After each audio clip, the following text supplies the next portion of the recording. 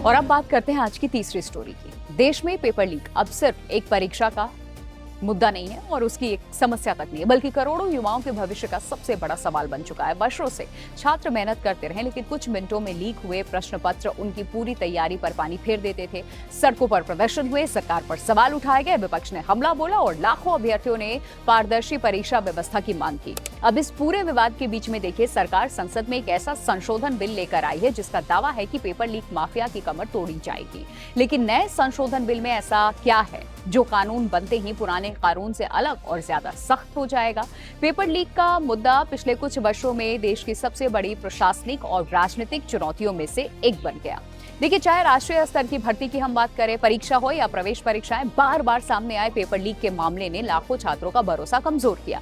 अभ्यर्थियों का ये कहना है कि कई वर्षों तक मेहनत करते रहे हैं, लेकिन कुछ लोगों की मिलीभगत पूरी परीक्षा प्रक्रिया को संदिग्ध बना देती है और सब कुछ गुड़गोबर हो जाता है। हाल के दिनों में इस पूरे मुद्दे को लेकर के राजधानी दिल्ली के जंतर मंतर पर बड़े स्तर पर प्रदर्शन भी हुआ। छात्रों ने परीक्षा प्रणाली को पूरी तरीके से सुरक्षित बनाने और दोषियों के खिलाफ कठोर कार्रवाई की मांग उठाई।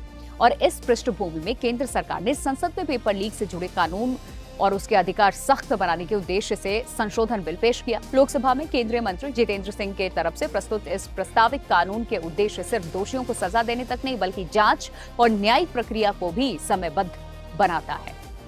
इस सबसे बड़ा बदलाव देखने को वो मिलेगा, सजा होगी दोगुनी।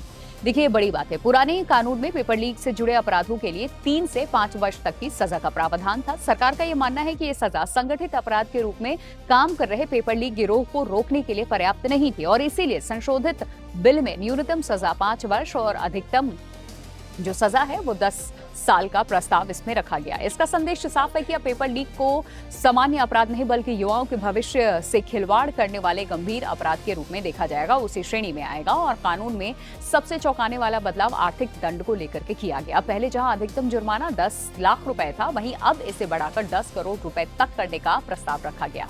सरकार का यह मानना है कि पेपर लीक का नेटवर्क करोड़ों रुपए के अवैध कारोबार से जुड़ा होता है और ऐसे में मामूली जुर्माना अपराधियों के लिए प्रभावी नहीं माना जा सकता। भारी आर्थिक पनिशमेंट से ऐसे नेटवर्क की वित्तीय कमर तोड़ने की पूरी कोशिश की जाएगी। इसके तहत अब तक ऐसे मामलों की जांच केंद्रीय जांच एजेंसियों के जरिए की जाती थी, लेकिन संशोधित बिल में पेपर लीक मामलों के लिए विशेष स्पेशल टास्क फोर्स गठित करने का प्रस्ताव रखा गया। इसका उद्देश्य ये है कि केवल इसी प्रक्रिया के अपराधों की जांच करने वाली विशेष टीम बनाई जाए, जिससे जांच अधिक तेज, तकनीकी रूप से मजबूत और परिणाम आधारित हो सके।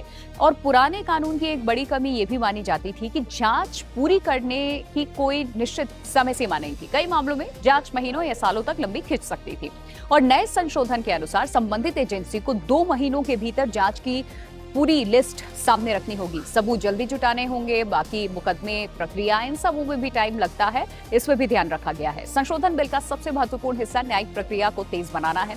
पहले पेपर लीक के मामले सामान्य अदालत में चले जाते थे, जहां अन्य मामलों के साथ इसकी भी सुनवाई होती थी। और अब प्रस्ताव है कि हर राज्य में ऐसे मामलों के लिए विशेष फास्ट ट्रैक कोर्ट बनाए जाएं और इन अदालतों में रोजाना सुनवाई होगी और मुकदमे को प्राथमिकता के आधार पर आगे इन कोर्ट के जरिए बढ़ाया जाएगा। देखिए, नए बिल में यह भी प्रस्ताव है कि ट्रायल अधिकतम 90 दिनों के भीतर पूरा किया जाए। इसका मतलब अब ये हुआ कि वर्षों तक लंबित रहने वाले मामलों की जगह अब तय समय के भीतर दोष तय करने और सजा सुनाने की व्यवस्था विकसित करने का प्रयास किया जा रहा है। और अगर ये व्यवस्था प्रभावी ढंग से लागू होती है तो पीड़ित छात्रों को जल्द न्याय मिलने की संभावना भी जाहिर सी बातें बढ़ जाती है। और सिर्फ निचली अदालत ही नहीं, बल्कि अपील की प्रक्रिया में भी बदलाव प्रस्तावित है। देखिए, संशोधन के अनुसार दोषी या बाकी अन्य पक्ष को हाईकोर्ट में अपील करने के लिए 30 दिनों का समय सीमा दिया जाए। वहीं हाईकोर्ट को भी ऐसे मामलों का निपटारा 3 महीने के भीतर करने का लक्ष्य दिया गया।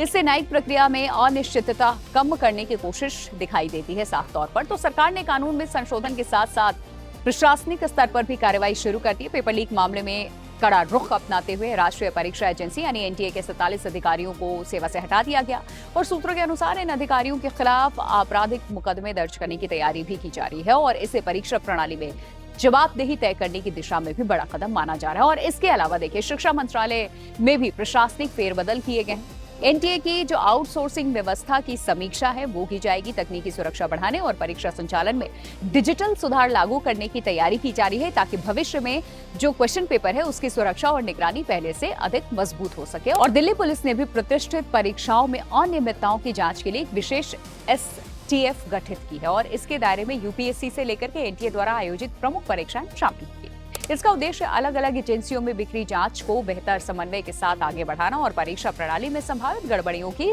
समय रहते पहचान करना है। तो नया संशोधन बिल कागज पर पहले की तुलना में कहीं अधिक कठोर दिखाई तो देता है। लंबी सजा, भारी जुर्माना और विशेषज्ञ जांच एजेंसी, समयबद्ध जांच, फास्ट ट्रैक कोर्ट और अपील की निश्चित समय सीमा जैसे प्रावधान पहले के कानून से अलग बनाते हैं। हालांकि किसी भी कानून की वास्तविक सफलता उसके प्रभावी क्रियान्वयन पर निर्भर करती है। अगर जांच एजेंसियां तय समय में निष्पक्ष जांच करें, अदालतें निर्धारित अवधि में सुनवाई पूरी करें और परीक्षा संस्थानों में तकनीकी सुरक्षा मजबूत हो जाए, तभी करोड़ों छात्रों का भरोसा पूरी तरह लौट सकेगा। आने वाले समय में यही सबसे बड़ी कसौटी होगी कि ये कानून सिर्फ सख्त दिखाई देता है या वास्तव में पेपर लीक माफिया पर निर्णायक प्रहार भी कर सकता है। ये तो कमेंट बॉक्स में आप अपनी राय जरूर बताएं। इन मुद्दों पर आप अपनी क्या राय रखते हैं।